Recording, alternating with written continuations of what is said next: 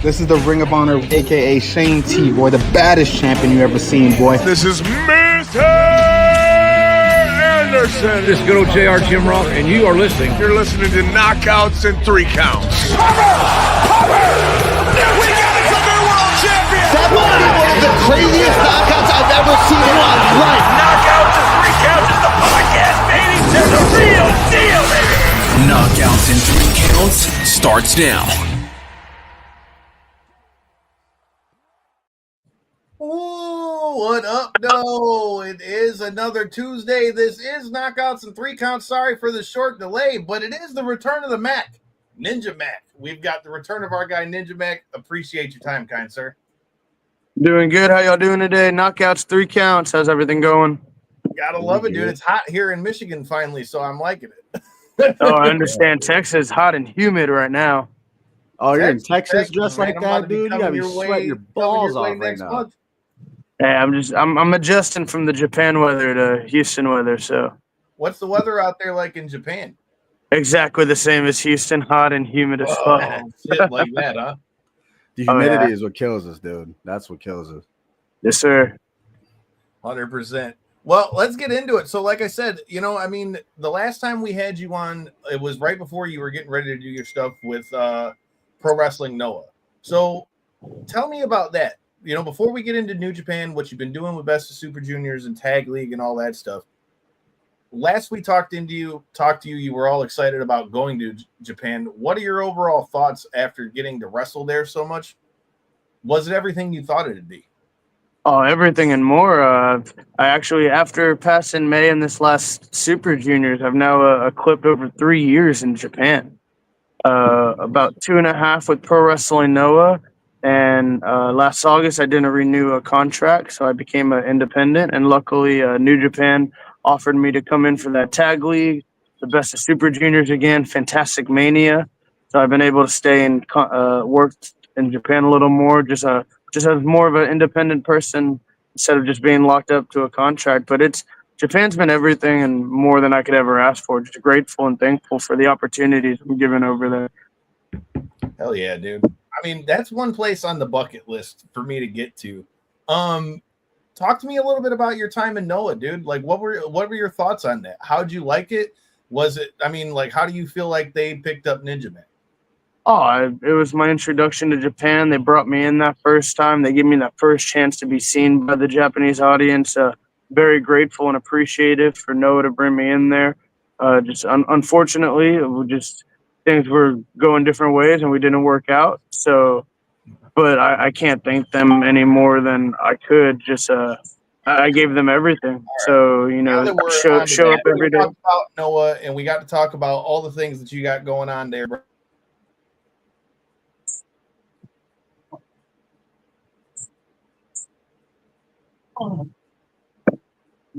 I don't think Kyle's shit's working right. No, you're all lagged out, homie. Hey, so real quick, while he's fixing whatever he's doing, man, tell me the biggest difference between the States and Japan, because I know that's a big question that comes up. Wrestling in Japan is such a traditional style of like pro wrestling. You know what I mean? Whether it's the fans, the culture, whatever the case may be. Tell me the biggest difference that you've seen between the two. At first, with the fans, when you first went there, I went there right after COVID, so everyone was a seat away from each other. There weren't allowed to clap, make noise. So when you first get there, the cue was if you can make the audience gasp and make when they're not supposed to, that's how you know you were getting them. And now we're back to full Kirk halls, full Ryogoku shows, KBS halls in Kyoto, and now that the places are getting bigger, when you got them when they're chanting ninja and they're going ninja, ninja, and you just gotta, just like you do in the States, the fan level, you're hearing the shows. Now I know a lot of the major networks are kind of TV based now, but when you're a wrestler and you're out there and you hear them cheering you, and then you hear them cheering one of their stars, you're I think I got them a little louder than you tonight, or I think you got me a little louder. It kind of it gives you that little extra motivation. So it's not much different. At first, it was just a little different with COVID, but it's not too much of a difference. I would say though, if you're a born wrestler, they're still going to watch you. Where in the States, the fans are going to be on their phones, not checking you out. Ah, that's right. That is So- a huge hit. We've seen that before. Kyle, you back I with was us? Yeah, it was All just right, there you it switched over from the headphones. But You gotta love dude, that StreamYard, was something brother. I wanted to ask about too. Like that's one thing you see with the crowds. The crowds there are so wild to watch, like if you're watching from home, because like I don't know, and you could talk about this obviously better than me, but I don't know, is it just like a respect thing or is it like a different vibe with the crowds there? Because they all just seem to be like so intent on it. You know what I mean? Like, are they as knowledgeable about like the wrestling itself as like fans try to be over here? No, it's definitely still way more kayfabed over there. It's very respectful culture, first of all, so they're not going to be on their phone. They're going to give you the full attention at the show, but at the same time, every little thing can mean something, and they're really paying attention to that. So that they're not wanting to miss the opportunity if something's happening or the way they build up over there. Something so small can mean so much over there. So they're giving you the attention and the respect to make sure they don't miss anything. I dig that. Did you have a favorite match or favorite feud while you were in Noah? You know, I feuded a lot with Hayata, who I ran Best of Super Juniors 31 with last year. We were both sent into different blocks, but I still got to go hands down. My first match ever with Pro Wrestling Noah, Dragon Bane, Alpha Wolf, and myself. It was my introduction match. I want to say April 29th, 2022.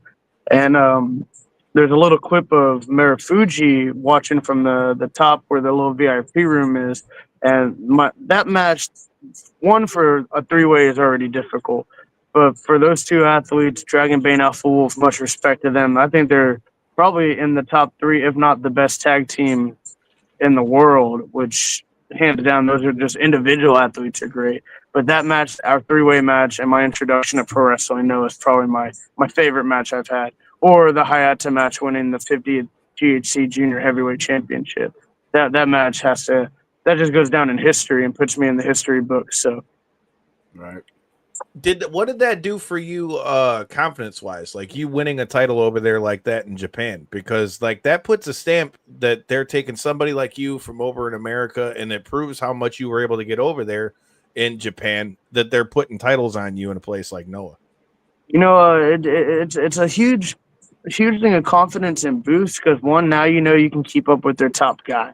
And now that I know I can keep up with their top guy in the junior division, even just winning the hardcore championship a year and a half later at Monday Magic when they reintroduced it, keeping up with some legends and even heavyweight opponents, you can because they valued the junior division and the heavyweight division over there. And then for me to win a title in each junior division and then the hardcore championship, which is an open weight division, and then they asked for me to be in the Best of Super Juniors to represent Noah.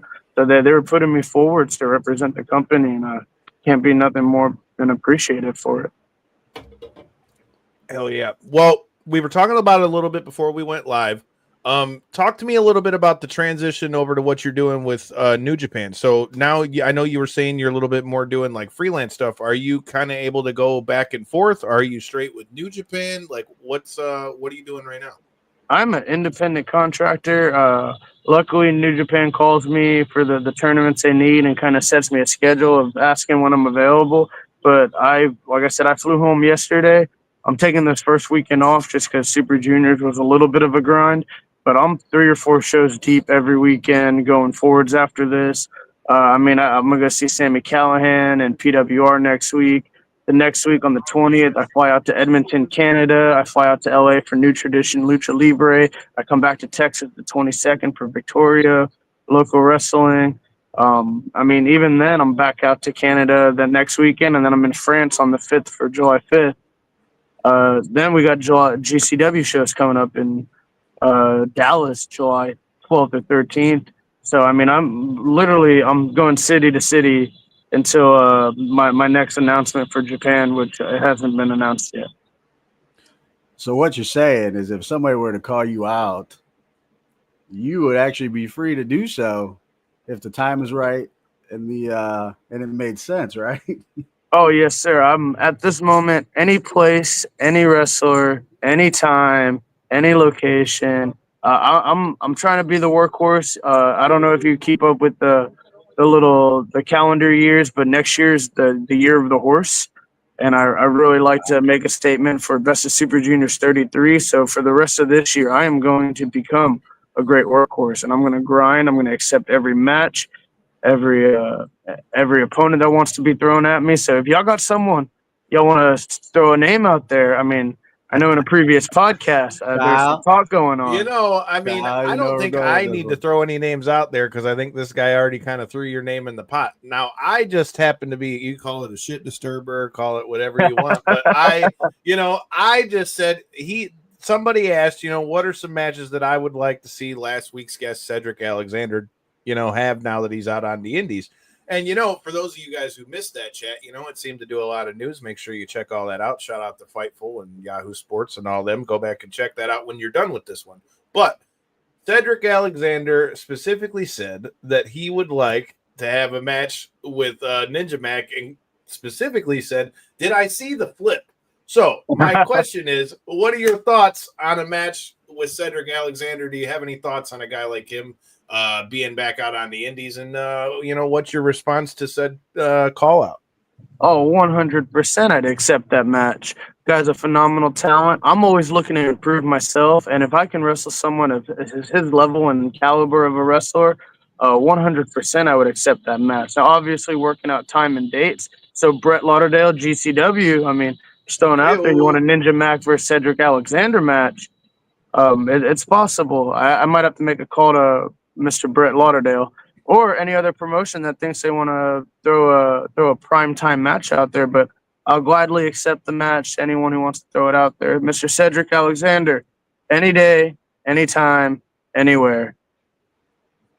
I mean, you heard it, Brett Lauderdale. If you hear this, just remember, you heard it here on Knockouts and Three Counts. The idea spawned on Knockouts and Three Counts, but I am just saying I need to see this match happen. It was one that popped into my head, especially after seeing that fucking flip clip. So talk to me about that, dude. Like, number one, we already knew you were acrobatic as fuck, but to do that and not only do it from all the way to the ring, all the way back to the curtain, like, talk to me about that match. Is that something you plan to do more often? Is that something you just pulled out because it was Best of Super Juniors? That shit was gnarly. And how bad did your hands hurt after that? Oh, it's we're in the middle of a match. Mr. Robbie X, his first match of Super Juniors for the tournament, and he's being a little smartass with the War Dogs, and he wanted to walk away from my dive. So as he walked away, instead of me splattering, I figured I'd keep going and I'd chase him. It just kind of happened naturally, and it just kind of became what it was and blew up. I mean, just the coverage of it went to ESPN, it went to Sports Center. It went on Pat McAfee. I think right now we're over 150 million views on that clip, which is very grateful for the fans and everyone that spread the word. But that was something that came so naturally because I don't know if you keep up with War Dogs and New Japan, but they're a little bit of a bad guys and they're trying to be smartasses and walk away from the dive. So I figured I just chase them down after I landed, and it just became one. But I don't see myself doing that very often. It was the first match of Super Juniors. And I really wanted to just make sure I got to Robbie. In other words, the first time he's went Ninja viral. Mack's range is unlimited. We've seen how viral he went with that Bloodsport axe kick. Yo, that was our WrestleMania moment of the year. That was the WrestleMania weekend moment. I was there for that. That was badass. Insane. I hope that we can see some more of you in Bloodsport. Like, I need to see this in my life. Because, I mean, don't be mad at me, but I was kind of because Cedric was talking about that match when he said he wanted to face you. I said, you're over here talking about your wrestling prowess and all these things, and like he's training jiu-jitsu and all that. I was like, I don't know, man. You might need to go back and check out our show with Ninja Mack, because I remember you telling us about your own wrestling background and things like that headed into Bloodsport and all of those things. I was like, man, don't be just looking for the flippy stuff, bro. Yes, sir. The flippy stuff is what I consider, the entertainment. I'm athletic enough to where even just being a small guy in wrestling, I'd have to use my body. When I got thrown around by the heavyweights when I was on the mat in amateur wrestling, I'd have to flip to my feet anyways to not give up the 2 points.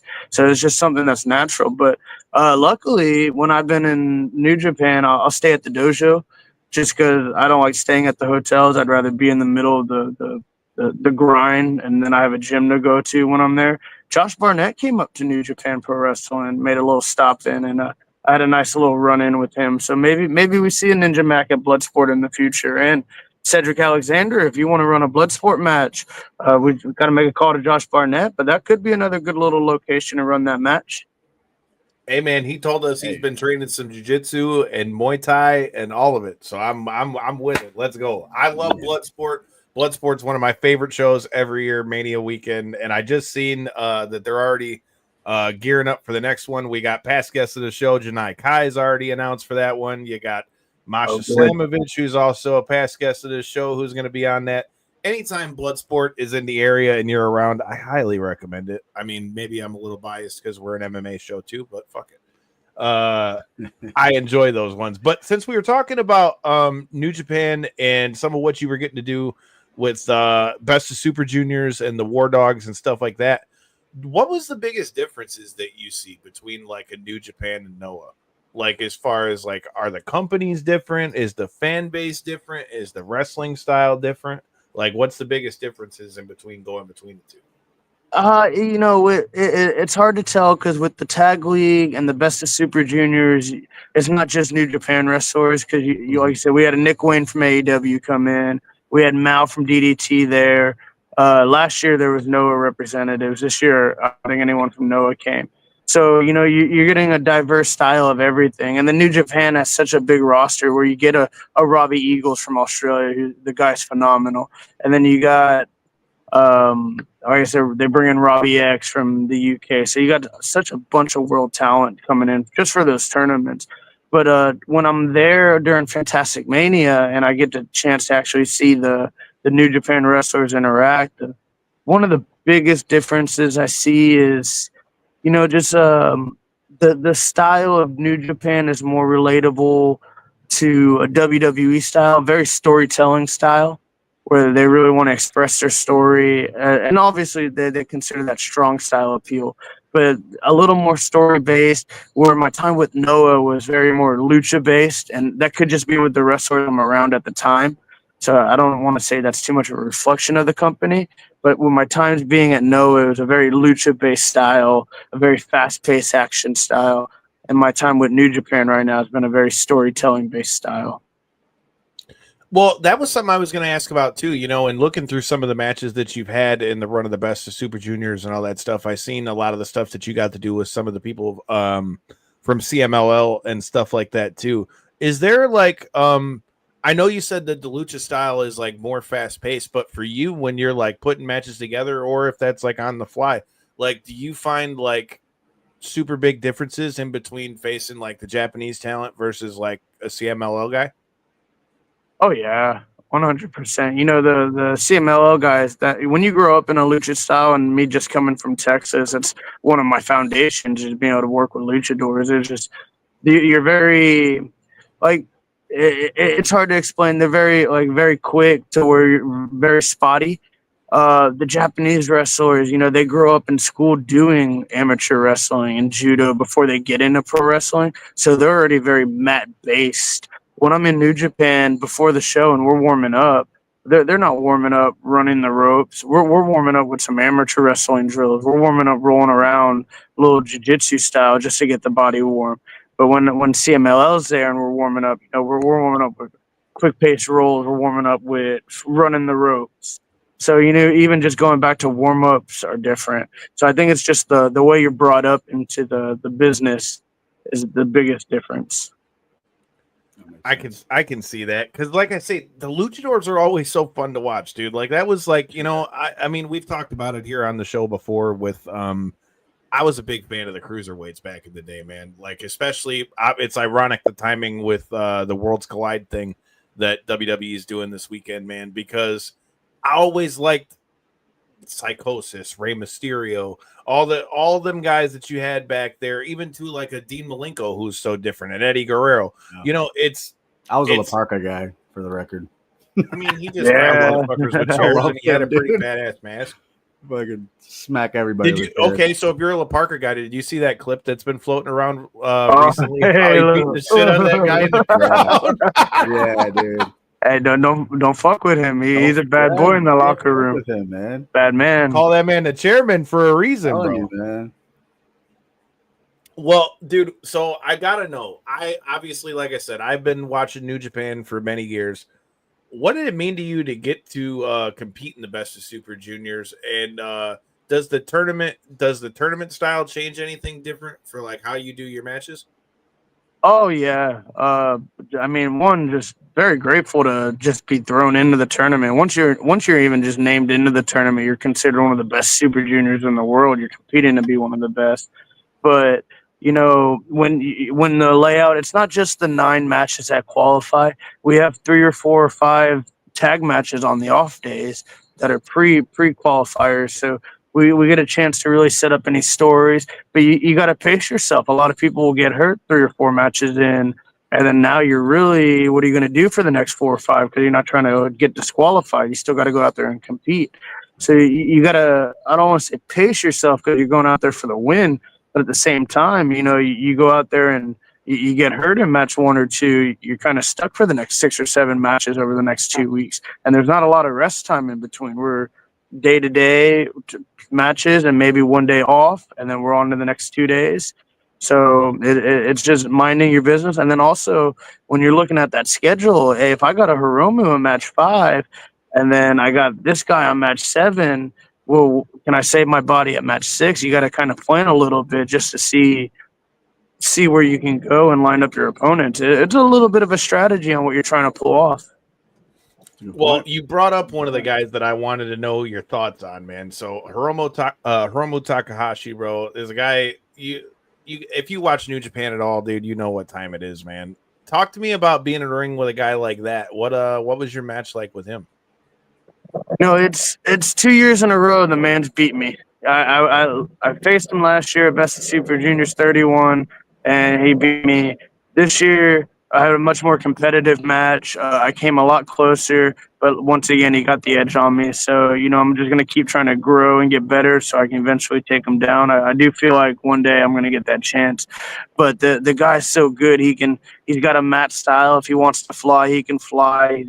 If he wants to do a fast-paced match with you, he's so all around. And then his promo really sets him apart to where he can get on that mic at the end of the show and close out the show.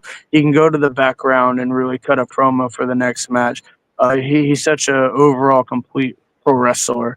And every time I'm able to step in the ring with him, I'm only getting better. So I appreciate the opportunity from him. Dude, you got to step in there with some straight OGs in Japan, man. Another match that popped out to me. Talk to me about being in a ring with a guy like Kushida, bro. It was the guys last year. I actually I was a little sneaky and I got the win on him last year, and then this year he got his revenge on me at Kirk and Hall. So it's a competitive match to go back and forth. But I think this year, I know he likes to do that. I don't know if it's Back to the Future or Pokemon Catcher gimmick because the orange vest. Back to the Future, But yeah. But this year, man, he really stepped up. I don't know if you watched that match with Vegeta. I missed it.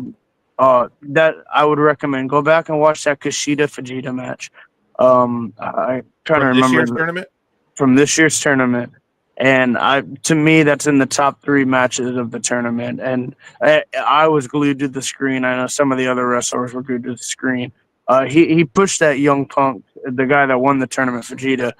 He pushed him that day, and it was that match really shows you what New Japan Pro Wrestling should be, could be, and needs to be. So, speaking of what it can be, should be, and needs to be, I mean, obviously, real wrestling fans know the legacy of what New Japan is. But I feel like New Japan, with a lot like a guy like Okada coming over to AEW, who was like their ace for so many years, and then you're hearing about what's happened with like Naito and stuff like that too. What are your thoughts on like the overall state of New Japan? Because it feels like they're getting ready to like bring in the new guard almost, or at least that's kind of how it seems. Because it's like Okada left, Naito left. But now you got guys like you and the other guys like we talked about with Kushida and things like that with Best of Super Juniors. What are your thoughts on the overall state of New Japan right now? I think just pro wrestling in general is moving towards that, the internet based, everything's clipped, everything's online now. It's not necessary to go to shows, and I really appreciate the fans that still go to shows, but everything's so online based that I think moving forwards, people are going to get aged out. They're a little bit older of a roster. They're trying to get in this new talent, this new wave that's going to catch the internet by storm. And if you don't want to be there, I think the best thing to say is don't be there. You want to go to AEW, go to AEW. I like Japan. I'm trying to be in Japan, so I'm trying to grind for Japan. You hear it, man. He's a man of the people for Japan. I like to hear it. How good has your Japanese gotten since you've been over there? Is a real question. Arigato gozaimasu. It's growing. It's as good as my Spanish right now. I can get around, order my food, talk to the ladies a little bit. So it's enough to get around and not get in too much trouble. I am studying a little more. And if I'm able to lock in a contract or a deal to stay over there again permanently, I'd be taking classes and just kind of lining up some dates and times right now to see what happens. How much of that are you how much of that are you having to do through like language learning thing, and how much of that can you pick up just from like being in the ring and being around all that stuff? Because you hear a lot of people say just from working in the ring with people, being around the boys in the back, things like that, a lot of times you'll pick up a lot of the Japanese. How much of that do you think that you pick up just from working there versus like the overall time that you got to put in yourself? Oh, you're going to learn so much from being around them. The best way I tell people to learn language, because I speak enough Spanish. I'm really trying to pick up Japanese. You can go out there and study all you want. I did the Duolingo. I did the online. I wrote on the spirals. I took some classes. And like, if you ever did the Spanish in high school, I did the same thing. But until you're out there, I'm out at night at the bars, or I'm in the wrestlers in the ring. Until you're actually communicating, you're not going to learn much. So until you're actually out there speaking it, communicating with it, and that's the best part, is when they're actually messing with you on the bus or in the ring and you're talking to each other. That's when you're going to pick it up, because that's what you're going to remember. When you're out at night or at dinner with someone, you're going to remember those conversations. You're not going to remember doing your Duolingo lesson every day or two where you spend your 10 minutes. That's just you clicking buttons. So being out there, and that goes with any language, I think, not just Japanese. Going out there, being in the environment, talking to the people, communicating, actually being in the culture. That totally makes sense, just for the simple fact that, like you said, I did high school Spanish, and outside of like being able to still count some and shit and knowing like your overall basics, I don't remember that shit. It's got to be something that you got to be using all the time, and that totally makes sense why like being out of the bar or having to figure out how to get to your food or whatever it is. Like, over there using the train system. That part, that's got to be gnarly. That would be rough, I know, dude. just trying to figure out the trains when I was in New York would be nuts, let alone being in fucking Japan in a whole nother country, dude. That's got to be gnarly. How long would it take you to figure that out? I imagine ordering food has got to be a little rough. I don't order food. I just go out. We'll go out to eat. Ordering foods, I'm not that advanced yet. But the train system's not too bad. They got it color coded and numbered for me. So there you go. They're ahead of us, man. They're thinking ahead. Yeah, and Japan seems to be ahead in a lot of stuff. Yeah, and they're like I said, just like wrestling, the internet catches up. So if you got Google Maps, it's a little easier to get around if you need to. Until you learn where you're going, you can just Google Map your way there. So before we get on to some of the GCW stuff you've had going on, man, what are some of the goals now that you've gotten to do, Noah and Japan, as we finish out 2025, what are some of the goals you got over there in Japan? I think to strive to be the best junior champion over there. Right now, Desperado's got the championship. Fujita just won the Best of Super Juniors, so he's getting that opportunity to wrestle Desperado coming up. I did beat Fujita in the block this year, so it shows me I can hang with one of their top guys. Desperado is a match I'm looking forward to one day to eventually have. So I think a good goal to set out is to strive to become the IWGP Junior Heavyweight Champion. I don't think anything less than that is reasonable. You got to go out there to be the best. Damn right. Damn right. You love to hear it. When you win that strap, we got to shout out to Corey. I see Corey in here. You gotta come back once you get that strap, dude. But Now that we're talking about GCW and we've talked a little bit about Bloodsport, how much now that you've gotten to do this run with Japan, like how much do you feel like of that do you see as translated to the American fans when you come back here to like a GCW? Yeah, it's very nice because the fans really respect you coming back. Because when you take that time away, you're gone. They're not seeing you every week, so you're getting those big initiations of when you get back, you get that big eruption. But then in the ring, I think they're starting to really see because you're not just coming back as Ninja Mack. I'm coming back as a changed and evolved Ninja Mack. I'm growing. I'm learning from every match. So they're seeing the growth compared to 2 or 3 years ago. So, they're very appreciative to come back where they fucking cheer for you. They go crazy. But when you're in the ring and you're showing the things you learned, the things you picked up, and they're seeing the change, you're keeping the fans entertained because they're seeing new stuff. They're not seeing the same thing over and over. And that's what I really strive for. I don't want to just show the fans the same stuff every time. I want to show them I'm growing. I want to show them I'm becoming better. Well, speaking of the way that you've grown, you talked about winning the hardcore title over there in Noah, and we've gotten to see you do some stuff with GCW. There was Bloodsport, stuff like that. Do you see yourself getting more into not necessarily like deathmatch type stuff, but like, the deathmatch, more hardcore stuff? Because, that's one thing GCW has always been a staple for.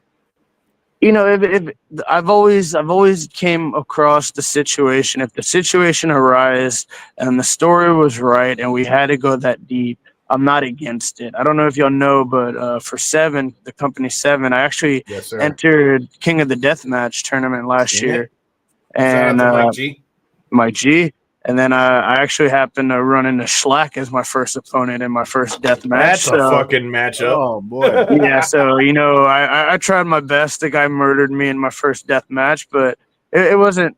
It was something I had to go out there for and try because I wanted to put myself in King of the Deathmatch tournament. It's one of those best tournaments you can put yourself out there. So I've dabbled into it, and it's actually coming back to Desperado. That's something I've actually brought up to Mr. Desperado because he's a big deathmatch wrestler and likes to do it. So if he ever wanted to run a deathmatch for that IWGP match, I might consider it.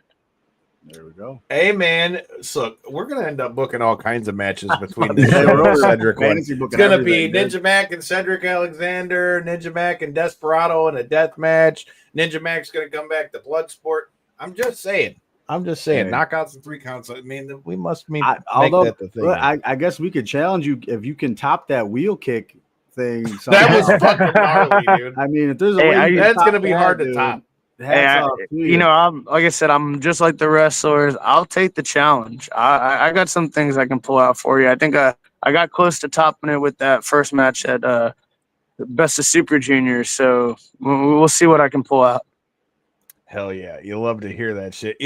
Speaking of GCW, one of the guys that you got to mix it up with actually happens to be a guy that Cedric is getting ready to go against, and I brought up to him. I was like, bro, don't sleep on that guy because ironically, Starboy Charlie is who I'm talking about. I got to see, I got turned on to him in his match that he had against Marco Stunt at Homecoming a couple years ago, dude. And I don't know, man. I've always been entertained with that guy. So talk to me a little bit about Starboy Charlie and your match, and if you got any thoughts on them two squaring off.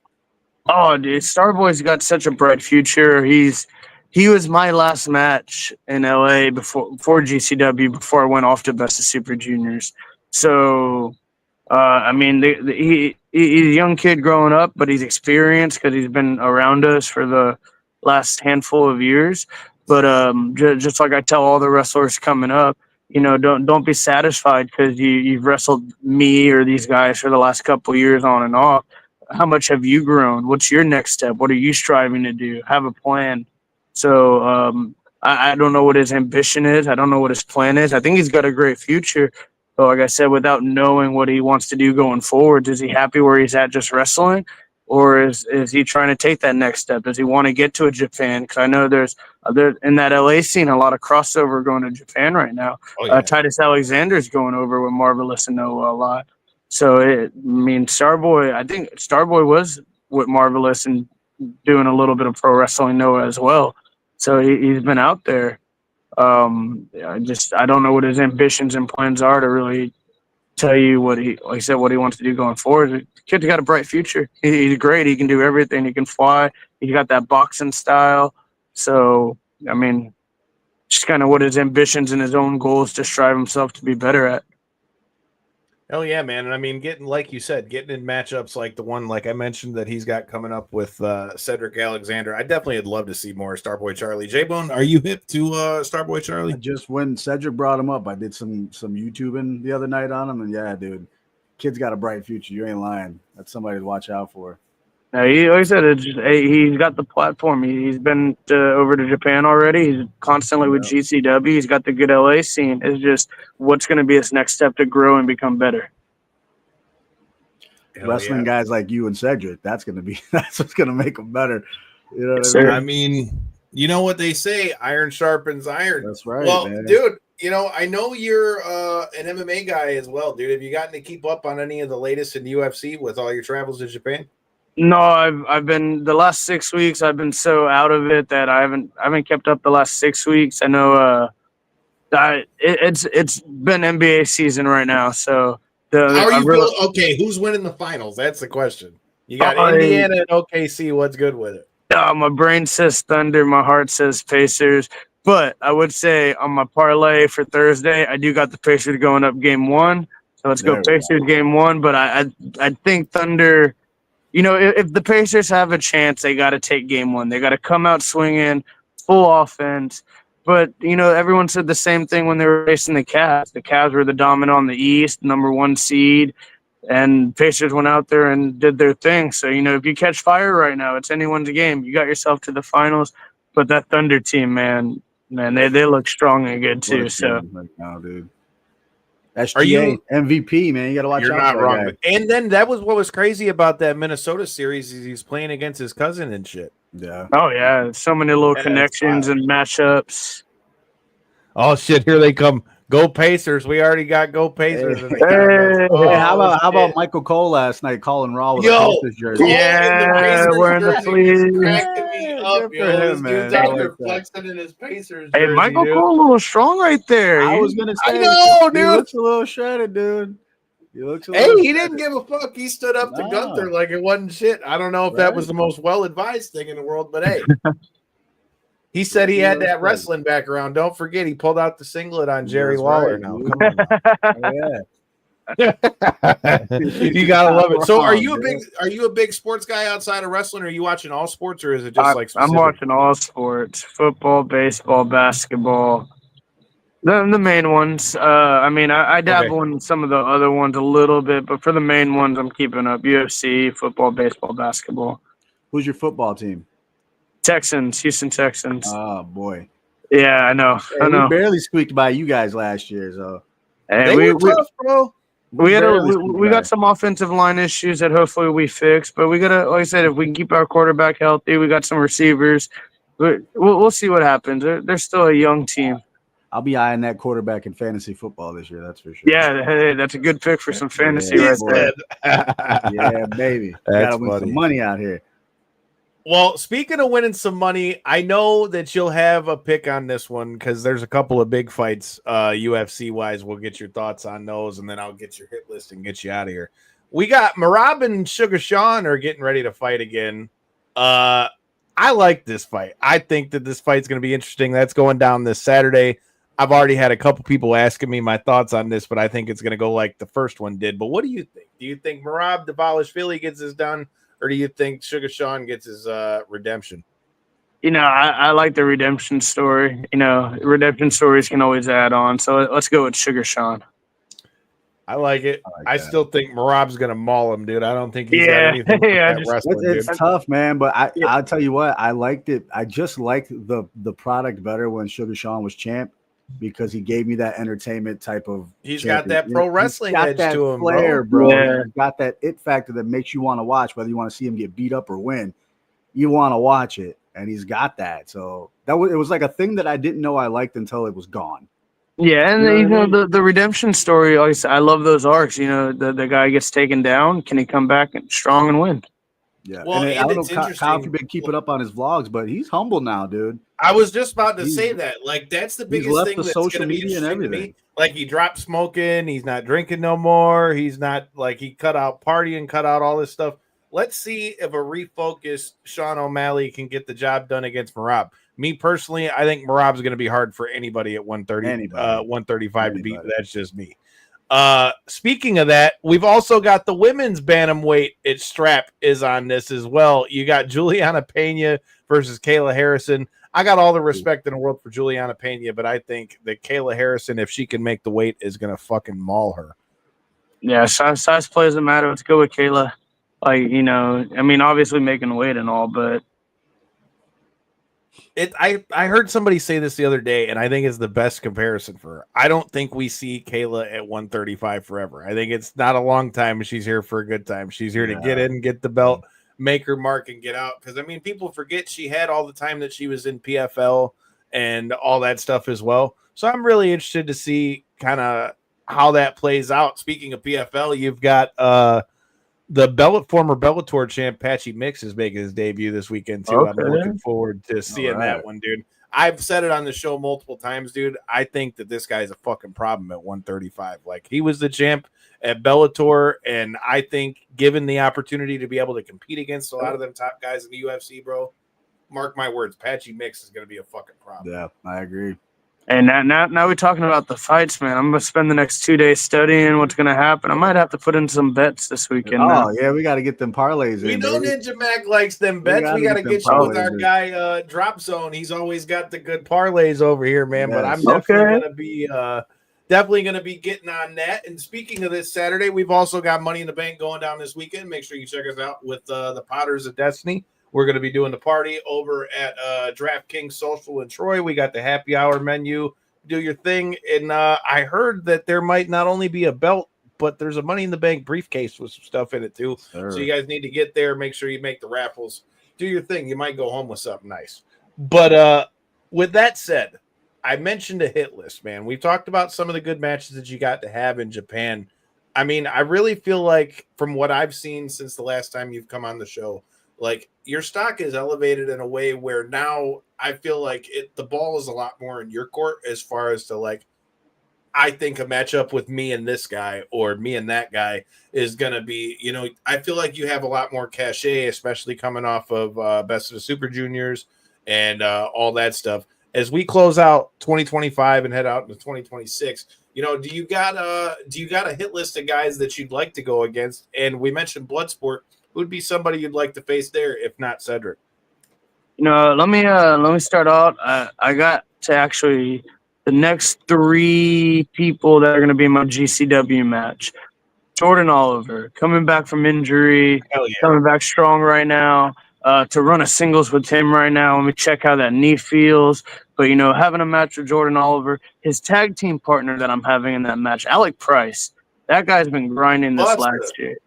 And a match with him in a singles right now, you know, that's something I would like. And then my actual own tag team partner in that match, I can always run it back with Dante Leon. You know, me and him, we got a little history of matches going back and forth. And it's been a good minute since we've had a match. So that's someone I would always throw out there. You know, another match, just maybe this is just a fantasy booking, but I see it all the time. But a match with Ruckus. Interesting. I like that. That'd be interesting. A match with Ruckus, and not just a match with Ruckus, a match with Ruckus at Bloodsport is the match I would pick. Fuck yeah. See, I like it. Why Ruckus and Bloodsport, though? What makes you think that it's better in Bloodsport terms? Well, I think the comparison to me and Ruckus, just the natural comparison I always get from people. We're very similar, you know, body type, wrestling type. So to be able to put that match into a Bloodsport style where it's not the type they're thinking of, and to be able to go pull it out and go hands down and see what happens, I think that was just something to give both of us that other image of just pro wrestling. Oh yeah, I like it. I like the diversity in the matchups. All right, man. Before I let you get out of here, bro, the floor is yours. If you got anything you want to let people know where they can check you out, what you got coming up, if there's anything you want people to know about, the floor is yours. Hey, everything's easy with Ninja Mack. Just give me a follow on Twitter, Instagram, Facebook, and YouTube, all at Ninja Mack. If you haven't done so, please go subscribe, comment, and like to this podcast, and we appreciate you making your Max bets today. Hell yeah. You heard the man. I'm make still the here. You bet. just can't see me on camera no more. Yeah, J-Bone's trying to say his face is ugly. I've been trying to tell him that dude. for a while. But, I need me a mask, dude. Hey, I need me a mask. I need get a J-Bone you a mask, Ninja bro. Mack mask make. That's what I'm talking about. Fuck yeah, we get him a Ninja Mac mask. You got to have to wear that at Creepy Cheapy next year. But I got to talk to you about Creepy Cheapy. Sorry. Continue. Hell yeah, Creepy Cheapy is always a good time. Ninja Mac, if you're around here at Halloween, I highly recommend Cheapy Creepy. But with that being said, I highly recommend this weekend. If you're going to be watching Money in the Bank, come watch it with your boys over at DraftKings Social in Troy. Get you some of that happy hour menu. Maybe get you a Money in the Bank briefcase of your own. And I heard there's a belt going to be going too. And this Thursday, 9 p.m. Eastern, make sure you hit that button and hit that subscribe button because we're going to be live from the new Grind Time Wrestling Academy, formerly the House of Truth. I know Schwartzy's going to be coming through there. We're going to have the Potters of Destiny are going to be with us. J-Bone's going to be there with us. And keep it tuned because I know Darren McCarty said he's going to be coming through. We could possibly have the return of past guest Jimmy Jacobs. You never know who could slide through there, so make sure you hit that button. And you heard the man. Bet on Ninja Mac. You'll win some money. Peace.